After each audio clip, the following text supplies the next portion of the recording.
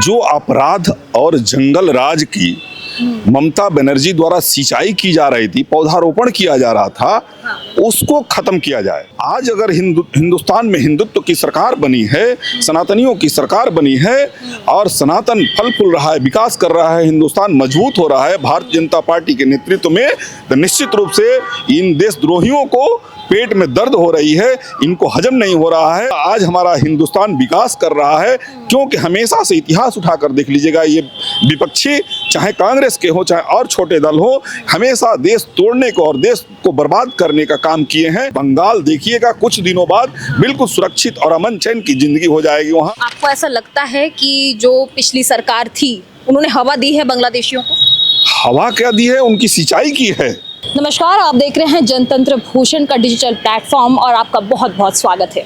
इन दिनों देश में बहुत सारे ज्वलंत मुद्दे निकल रहे हैं और इसी बीच में एक सबसे अहम ज्वलंत मुद्दा है बांग्लादेशी घुसपैठियों का, जो लगातार भारतीय जनता पार्टी इस मामले पर अपनी आवाज़ उठाती नजर आ रही है, तो वहीं विपक्ष लगातार इस पे पलटवार करती नजर आ रही है। विपक्ष का कहना है कि भारतीय जनता पार्टी जो दावे करती है वो सब फेक है। मेरे साथ यहाँ पे मौजूद है भारतीय जनता पार्टी के एक वरिष्ठ नेता अतुल सिंह जी। उनसे हम सीधे बातचीत करेंगे और जानेंगे कि उनका इस मामले पर क्या कुछ कहना है।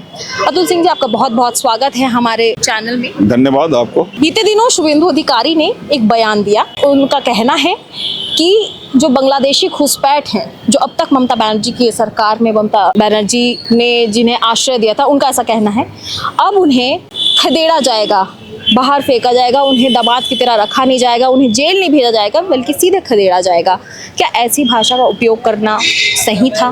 विपक्ष लगातार इस पे पलटवार करती नजर आ रही है कि इस तरह की भाषा का उपयोग करना सही नहीं है। क्या कहें?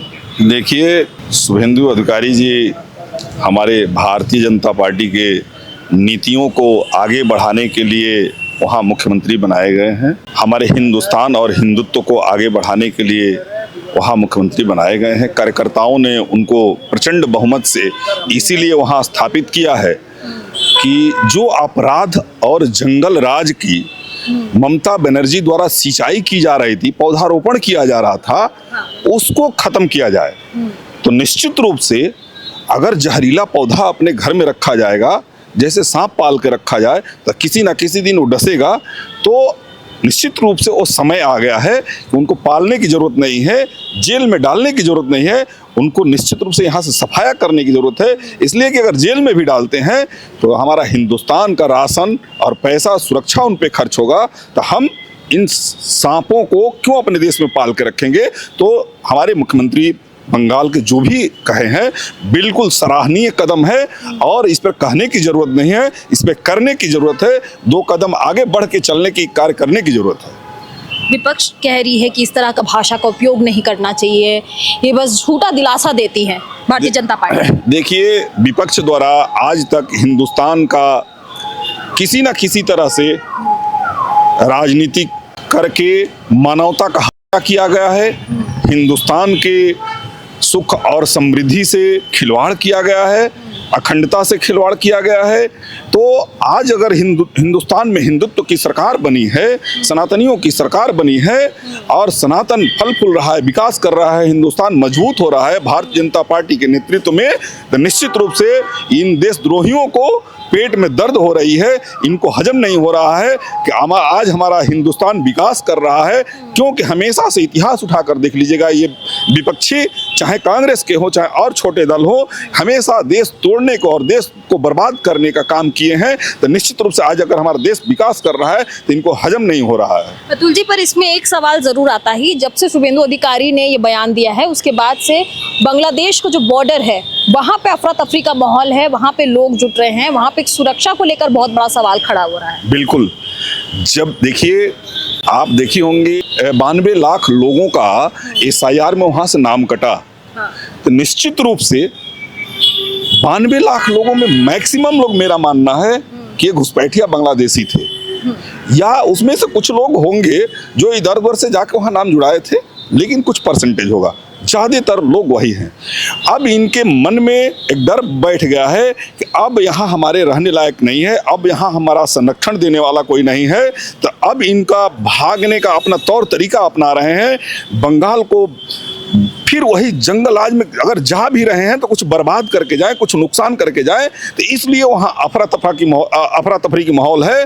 तो ये अब बंगाल देखिएगा कुछ दिनों बाद बिल्कुल सुरक्षित और अमन चैन की जिंदगी हो जाएगी वहाँ। आपको ऐसा लगता है कि जो पिछली सरकार थी उन्होंने हवा दी है बांग्लादेशियों को? हवा क्या दी है, उनकी सिंचाई की है, उनकी पैरवी की है, उनकी वकालत की है, उनको संरक्षण दी है। देश के अंदर गद्दारों को बैठा के खिला रही थी, देश के साथ खिलवाड़ कर रही थी, देश की सुरक्षा के साथ खिलवाड़ कर रही थी। आज मुझे ऐसा लगता है कि अगर एक बार और ममता बनर्जी की सरकार हो जाती वहाँ बंगाल में, तो वहाँ हिंदुस्तान को जैसे बांग्लादेश और पाकिस्तान से लड़ाई लेना पड़ रहा है, वैसे लड़ाई लेना पड़ता बंगाल को सुरक्षित करने के लिए।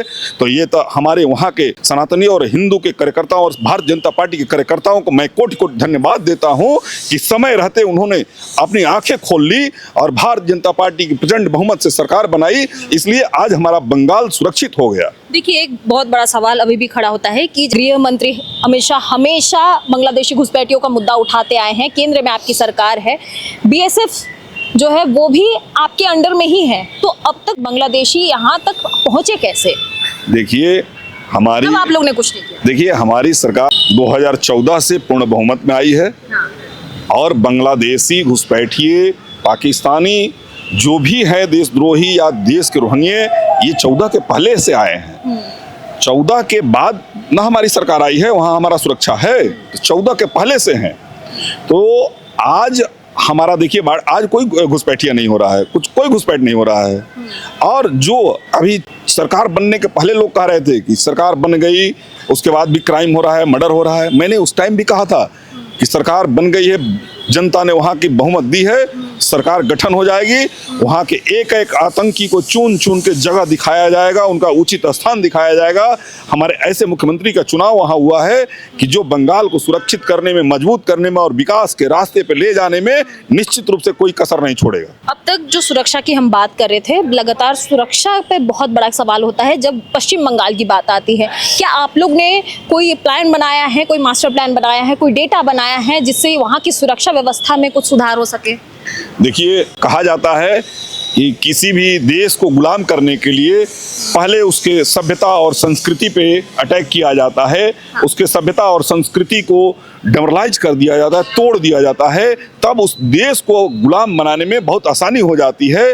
तो निश्चित रूप से हमारी भारतीय जनता पार्टी की सरकार की नीति यही है कि पहले हमारा देश मजबूत हो, बॉर्डर सुरक्षित हो, तो निश्चित रूप से जब हमारा देश सुरक्षित होगा तो हमारे यहाँ के नागरिक सुरक्षित होंगे, हम सुरक्षित होंगे। तो हमारे देश की सरकार आए दिन हमारी सुरक्षा की ही व्यवस्था पे चिंता करती है, हमारे समृद्धि की व्यवस्था पे चिंता करती है। देश विरोधी ताकतों के षड्यंत्र जो चल रहे हैं हमारे, उनको चिंता करती है कि जो भी देश विरोधी ताकतें हैं तोड़ने के लिए, उनको हम कैसे मुंहतोड़ जवाब दें, इसी पर हमारी सरकार चिंता कर रही है। मुझे विपक्ष बार बार ये कहती है कि जैसी चुनाव आता है भारतीय जनता पार्टी घुसपैठियों की बात उठाते हैं, उसके बाद वो फिर शांत हो जाते हैं, ये सिर्फ हवा में बात कहते हैं। नहीं, देखिए भारतीय जनता पार्टी एक विचारधारा है। भारतीय जनता पार्टी के कार्यकर्ता एक सभ्य कार्यकर्ता है और भारतीय जनता पार्टी को देख लीजिएगा आप कि भारतीय जनता पार्टी की कार्यकर्ता 12 माह 365 दिन अपने देश सेवा में काम करते हैं, न कि राजनीति के लिए काम करते हैं।